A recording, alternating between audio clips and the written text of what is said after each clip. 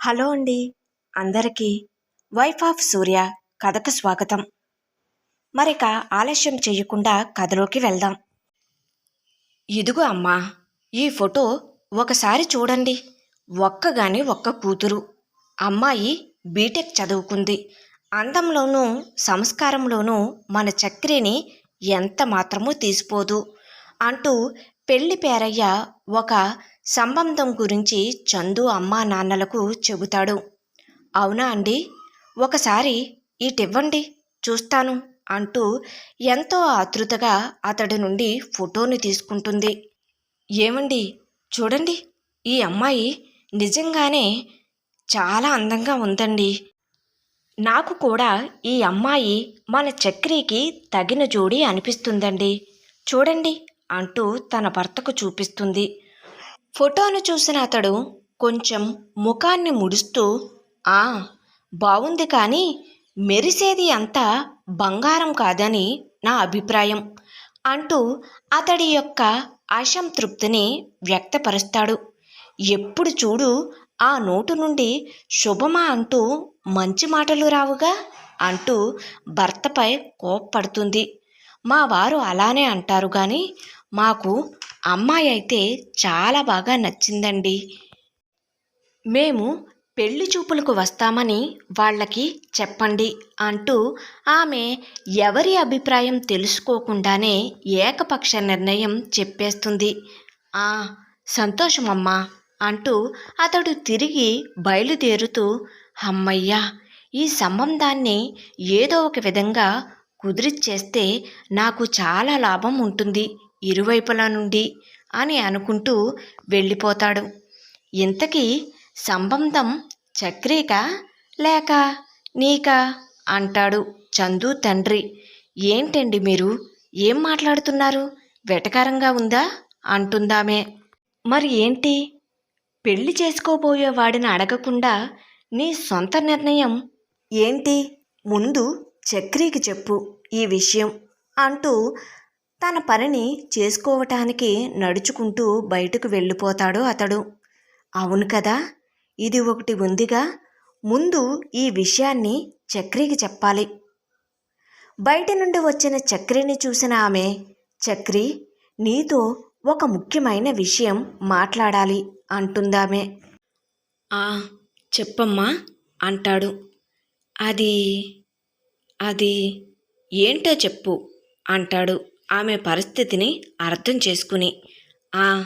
అదేరా, నీకు ఒక మంచి సంబంధం వచ్చింది. అమ్మాయి అయితే మాకు చాలా బాగా నచ్చింది. నువ్వు కూడా ఒకసారి చూసి చెబితే బాగుంటుంది అంటూ విషయాన్ని చెబుతుంది. మా అందరికీ అంటే అందులో అక్క కూడా ఉందా అంటాడు సూటిగా, తల్లి చందుని అనిన మాటలను తలుచుకుంటూ. అదేంటిరా, అది బయటికి వెళ్ళిపోయిందిగా. అయినా నేను చందుకి ఇంకా ఈ విషయం చెప్పలేదు. అక్కకు చెప్పకుండా నీ పెళ్ళి ఎలా జరుగుతుందనుకుంటున్నావు అంటుందామే. నేను కూడా అదే అంటున్నా. అక్క కూడా ఈ కుటుంబంలో ఒక మెంబర్ అని మర్చిపోయావు ఏమో అని అంటాడు చక్రి. అయ్యో, ఇంకా నయం, ఆడపడుచుగా చందునే అన్నీ దగ్గర ఉండి ఈ పెళ్లి జరిపించాలి చక్రి. నేను నా కూతురిని ఎలా మరుస్తాననుకుంటున్నావు అంటుంది. అదే అమ్మా, ఈ పెళ్లి చూపులకు అక్కను కూడా పిలవండి, అప్పుడు నేను కూడా వస్తాను అని తన అభిప్రాయాన్ని నిర్మోహమాటంగా చెప్పి తన రూంలోకి వెళ్ళిపోతాడు చక్రి. ఊరి దేవుడో, మంచి గొడవనే వచ్చి పడింది అనుకుంటుందామే. ఇప్పుడు చందుతో మాట్లాడి ఒప్పించే ఏర్పాటు చూడాలి అనుకుంటుంది.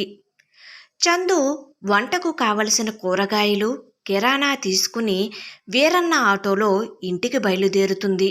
వీరన్న, తొందరగా వెళ్ళాలి, పిల్లలు ఇద్దరిని ఇంట్లో ఉంచేసి వచ్చాను అంటుంది చందు.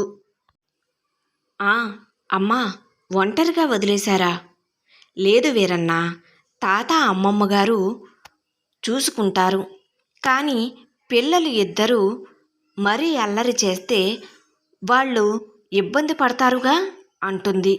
ఏంటో చందమ్మ ఎప్పుడూ ఎదుటి వాళ్ళ ఇబ్బంది గురించి ఆలోచిస్తుంది.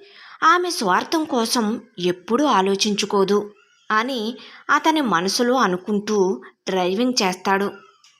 వెనక నుండి బైక్ హారన్ వినిపిస్తూ ఉంటుంది. వీరన్న ఆ బైక్కి సైడ్ ఇస్తాడు. అయినా మరిన్నిసార్లు హారన్ మోగిస్తూనే ఉంటాడతడు. బైక్ మీద ఉన్న వ్యక్తి ఎవరు? అది సైడ్ ఇచ్చినా వెళ్లకుండా హారన్ మోగిస్తున్నారు అని ఆటో అద్దంలోంచి గమనించి కొంచెం సైడ్ ఇస్తూ స్లోగా వెళ్తాడు. అప్పుడు బైక్ గల వ్యక్తి ముందుకు వెళ్తాడు అని. అయినా అతడు మరలా అదే పని చేస్తాడు. చందు ఎవరు అని ఆటోలోంచి తల బయటకు పెట్టి చూస్తుంది.